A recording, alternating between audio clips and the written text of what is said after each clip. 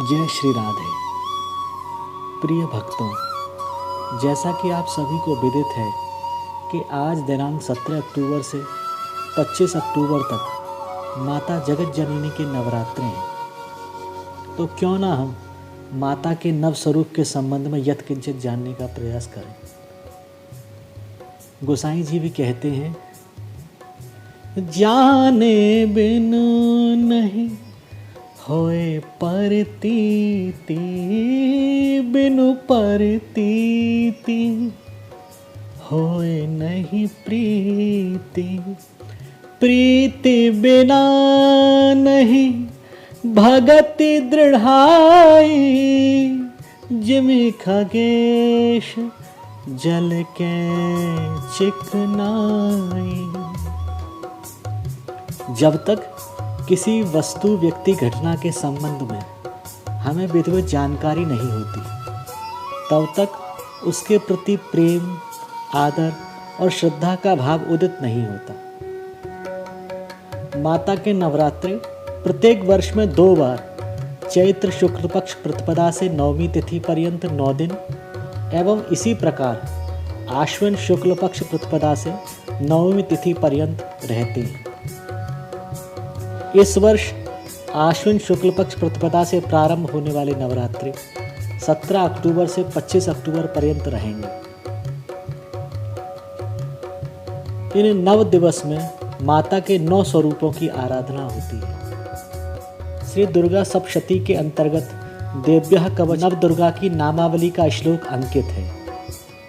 प्रथमं शैलपुत्री च, द्वितीयं ब्रह्मचारिणी, तृतीयं चंद्रघंटेति, कूष्मांडेति चतुर्थकं, पंचमं स्कंदमातेति, षष्ठं कात्यायनीति च, सप्तमं कालरात्रीति, महागौरीति चाष्टमं, नवमं सिद्धिदात्री च, नवदुर्गाः प्रकीर्तिताः, उक्तान्येतानि नामानि ब्रह्मणैव महात्मना।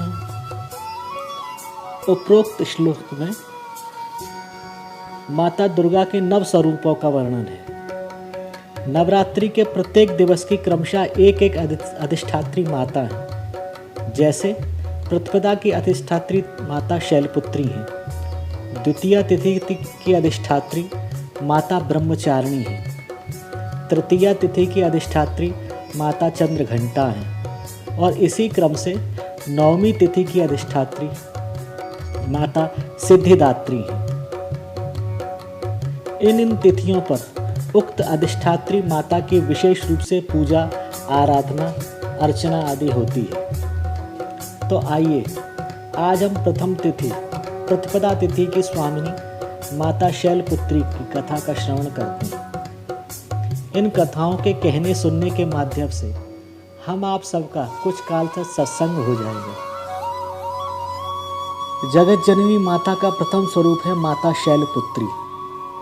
जैसा कि नाम से ही संकेत मिल रहा है कि शैल अर्थात पर्वत की पुत्री। माता शैलपुत्री पर्वतराज हिमालय के घर पुत्री के रूप से प्रकट हुई थी, इसलिए इनका नाम शैलपुत्री पड़ा। इनके अन्य नाम पार्वती, हेमवती आदि आदि भी हैं। यही माता शैलपुत्री पूर्व जन्म में प्रजापति दक्ष की पुत्री सती थी। एक बार भगवान शिव और दक्ष प्रजापति के मध्य मनोमालिन्य हो गया, तो दक्ष ने शिव जी का अपमान करने के उद्देश्य से ही कनखल क्षेत्र में बृहस्पति सव नामक विशाल यज्ञ का आयोजन किया और संपूर्ण त्रिलोकी में छोटे से लेकर बड़े सभी देवता, ऋषि, मुनि आदि सभी को उस यज्ञ में आमंत्रित किया गया, किंतु भगवान शिव को उस यज्ञ में आमंत्रित नहीं किया गया। जब माता सती को पता चला कि उनके पिता दक्ष के घर विशाल यज्ञ का आयोजन हो रहा है और त्रिलोकी की सभी स्त्रियां अपने अपने पुत्रों, पतियों आदि के साथ, पारिवारिक जनों के साथ यज्ञ में जा रही हैं, तो वह भी अपने माता पिता, बहन आदि पारिवारिक जनों से मिलने के लिए आतुर हो गई। यज्ञ के पुण्य के अवसर पर एक साथ सभी से भेंट हो जाएगी। यह विचार कर उनका मन यज्ञ में जाने के लिए विकल हो गया। माता सती ने भगवान भोलेनाथ से चलने के लिए प्रार्थना की। भगवान ने कहा, देवी, हमें निमंत्रित तो किया नहीं गया है, और देखो सभी देवताओं, ऋषियों, मुनियों को बुलाया गया है, पर हमें नहीं बुलाया गया, क्योंकि आपके पिता हमसे द्वेष मानते हैं। अतः जहाँ द्वेष का भाव हो, जहाँ प्रेम ना हो, वह नहीं जाना चाहिए। आवत ही हर्षै नहीं, नैनन नहीं सने, तुलसी तहाँ न जाए, चाहे कंचन बरसे में। जहाँ प्रेम आदर नहीं हो, वहाँ चाहे सुवर्ण की वर्षा ही क्यों ना होती हो, वहाँ नहीं जाना चाहिए। वहाँ जाने से कल्याण नहीं होता। माता सती ने कहा कि जब तक हम मिलेंगे जुलेंगे नहीं तो संबंध सुधरेंगे कैसे? आप मुझे ही जाने की अनुमति दे दीजिए। भगवान शिव मौन हो गए। माता सती ने भगवान के मौन को ही उनकी स्वीकृति मान ली और अपने पिता दक्ष के यज्ञ में चली गई। वहां जाने पर दक्ष के क्रोध के कारण कोई भी माता सती से प्रेम से नहीं मिला। बहनें भी कटाक्षपूर्ण व्यंग करने लगीं। केवल एक माता ही थी जो प्रेम से मिली। उसके बाद जब माता सती ने देखा कि छोटे सभी देवताओं के भी यज्ञ भाग विधिवत यज्ञ स्थल पर रखे गए, किंतु देवों के देव महादेव के लिए कोई भाग नहीं है, तो माता सती को यह सहन नहीं हुआ।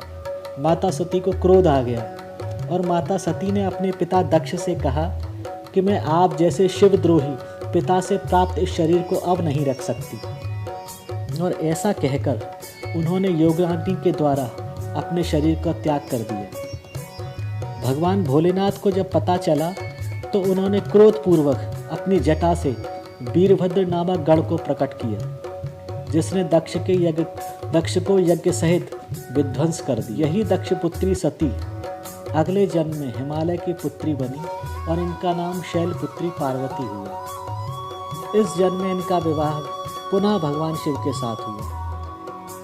तो यह है माता शैलपुत्री की कथा। माता शैलपुत्री के चित्रपट को यदि हम देखें तो माता वृषभ अर्थात बैल पर आरूढ़ हैं।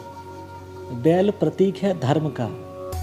यदि हम चाहते हैं कि माता की कृपा हमें प्राप्त हो तो हमें भी धर्मानुकूल आचरण करना चाहिए, तभी वृषारूढ़ा माता हमारे घर पधारेंगी। माता के वाम हस्त में कमल सुशोभित है।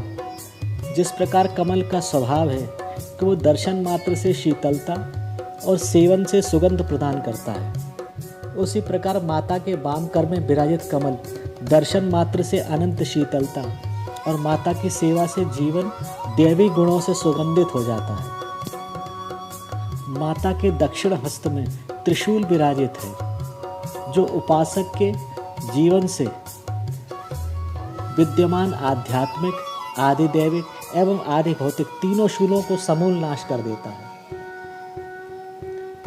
माता शैलपुत्री का मंत्र है, वंदे वांछित लाभाय चंद्रार्ध कृत शेखराम वृषारूढ़ाम शूलधराम शैलपुत्रीम यशस्विनीम। इच्छुक भक्तजन इस मंत्र का भी जप कर सकते हैं। प्रत्येक वैदिक हिंदू सनातन धर्मावलंबी माता के इन दोनों ही नवरात्रों को विधिवत पूजा अर्चना व्रत उत्सव के साथ मनाते हैं और सात्विक आहार भी करते हैं। हमें आशा ही नहीं विश्वास है कि आप सब भी माता रानी की कृपा के इन विशेष नव दिनों को श्रद्धा, भक्ति और विधि विधान से सपरिकर सपरिवार मनाएंगे। माता रानी की कृपा सभी पर अनवरत बनी रहे, यही माँ के चरणों में प्रार्थना के साथ जय माता दी। यदि आपको हमारी प्रस्तुति अच्छी लगी हो तो कृपया हमारे चैनल वृंदावन धाम को सब्सक्राइब करें व घंटी का बटन दबाएं। साथ ही अगर आपके पास कोई उपयोगी सुझाव हो तो कृपया कमेंट बॉक्स में अवश्य लिखें। धन्यवाद। जय श्री राधे, जय श्री वृंदावन धाम।